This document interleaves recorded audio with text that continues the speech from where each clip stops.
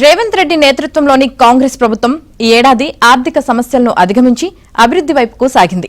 ఆటంకాలు ఎదురైనా అనుకున్న లక్ష్యం వైపు ధైర్యంగా ప్రయాణించింది. సంక్షేమానికి పెద్దపీట వేసింది. సవాళ్లతో 2025లోకి అడుగుపెట్టి విజయాలతో ముగించింది. జూబ్లీహిల్స్ ఉప ఎన్నిక, పంచాయతీ ఎన్నికల్లో విజయం, గ్లోబల్ సమ్మిట్ సక్సెస్ ను తన ఖాతాలో వేసుకుని 2026లోకి అడుగు పెడుతోంది.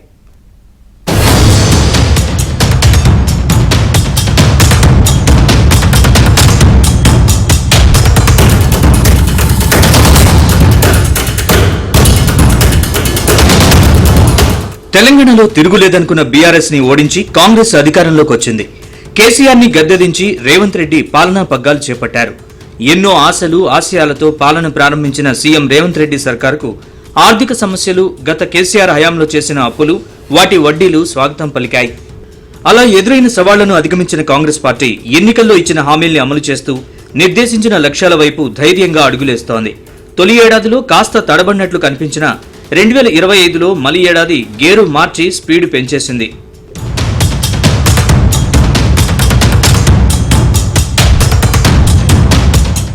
తెలంగాణ రెండో సీఎంగా పగ్గాలు చేపట్టిన రేవంత్ రెడ్డికి తన రెండో ఏడాది పాలన కలిసొచ్చింది.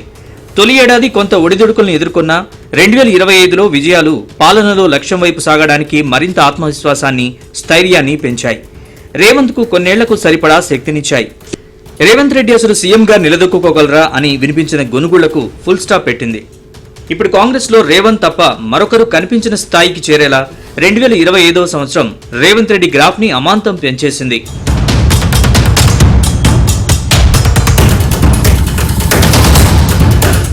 రాష్ట్ర ఆర్థిక పరిస్థితిని గాడిలో పెట్టి అభివృద్ధి, సంక్షేమ మంత్రంతో ముందుకు వెళ్లిన రేవంత్ రెడ్డి పరిపాలనలో సైతం తనదైన ముద్ర వేశారు. ఆదాయాన్ని పెంచడం, పేదలకు పంచడమే లక్ష్యమన్న రేవంత్ కు ఈ ఏడాది ప్రారంభించిన సంక్షేమ పథకాలు మంచి పేరు తెచ్చాయి. ఇక రాష్ట్ర వ్యాప్తంగా ఇళ్లు లేని పేదలకు ఇందిరమ్మ ఇండ్ల పథకానికి శ్రీకారం చుట్టారు. 4.5 లక్షల ఇళ్లు ప్రస్తుతం వివిధ దశల్లో నిర్మాణంలో ఉన్నాయి. ప్రతి ఇంటికి రాష్ట్ర ప్రభుత్వం 5 లక్షల రూపాయల ఆర్థిక సాయం అందిస్తోంది.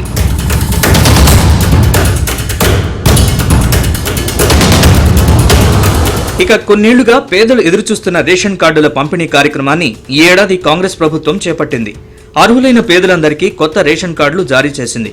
దేశంలో ఎక్కడా లేని విధంగా రేషన్ షాపుల్లో పేదలకు సన్నబియ్యం పంపిణీ పథకాన్ని ప్రారంభించింది.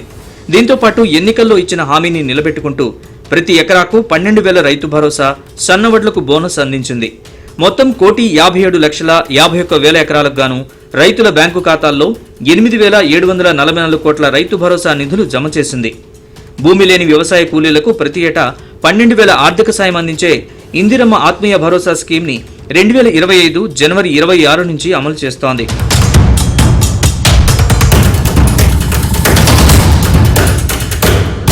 రేవంత్ రెడ్డి పరిపాలన సంస్కరణకు కూడా శ్రీకారం చుట్టారు.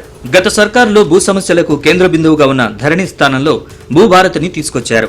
కలెక్టర్ల కాన్ఫరెన్స్ తో అధికారులకు సర్కారు లక్ష్యాలను వివరిస్తూ వారిని అలర్ట్ చేస్తున్నారు. ఈ ఏడాది 2 సార్లు కేబినెట్ విస్తరణ చేపట్టారు.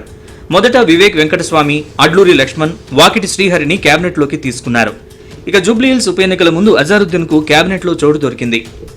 పెండింగ్ లో ఉన్న 2 బెర్తుల భర్తీపై సీరియస్ గా దృష్టి పెట్టినప్పటికీ హైకమాండ్ ఆదేశాలతో నిర్ణయం వాయిదా పడింది. ఏడాది ప్రారంభంలో దావోస్ వేదికగా 1,79,000 కోట్ల పెట్టుబడులను తెలంగాణకు తీసుకొచ్చారు. ఇటీవల జరిగిన గ్లోబల్ సమ్మిట్ వేదికగా మరో 5,79,000 కోట్ల పెట్టుబడులకు ఎంఓఏలు కుదుర్చుకున్నారు.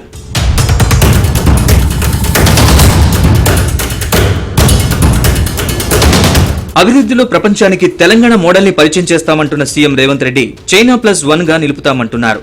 దీనికి అనుగుణంగా హైదరాబాద్ లో మెగా ప్రాజెక్టులకు శ్రీకారం చుట్టారు. మెట్రో విస్తరణతో పాటు మూసీ డెవలప్మెంట్ కారిడార్ తో కాలుష్య కారకంగా ఉన్న మూసీకి కొత్త చరిత్ర రాయాలని డిసైడ్ అయ్యారు. త్వరలోనే బాబుఘాట్ దగ్గర అతి ఎత్తైన మహాత్మాగాంధీ విగ్రహ ఏర్పాటుకు సిద్ధమవుతున్నారు. ఇక న్యూయార్క్, టోక్యోలకు ధీటుగా 4th సిటీగా ఫ్యూచర్ సిటీ నిర్మాణానికి పునాదిరాయి వేశారు. రాజధాని శివార్లోని బేగర్ కంచెలో 30,000 ఎకరాల్లో జీరో నెట్ సిటీని నిర్మిస్తారు. ఇప్పటికే ఫ్యూచర్ సిటీలోకి దిగ్గజ కంపెనీల రాక మొదలైంది. AI hub, sports hub, skill university, IT, pharma, bio ఇలా ప్రపంచ దిగ్గజ సంస్థలకు కేర్ ఆఫ్ అడ్రస్ గా ఫ్యూచర్ నెట్ సిటీని తీర్చిదిద్దాలన్నది లక్ష్యంగా పెట్టుకున్నారు. అంతేకాదు ఫ్యూచర్ సిటీ వేదికగా ప్రభుత్వం తెలంగాణ రైజింగ్ 2047 గ్లోబల్ సమిట్ ని నిర్వహించింది. ప్రపంచ దిగ్గజ కంపెనీలను సమిట్ కు రప్పించింది. సమ్మిట్ వేదికగా తెలంగాణ రైజింగ్ 2047 విజన్ డాక్యుమెంట్ ని ఆవిష్కరించారు. ఆ విజన్ డాక్యుమెంట్ తో CM Revanth Reddy global image అందుకున్నారు.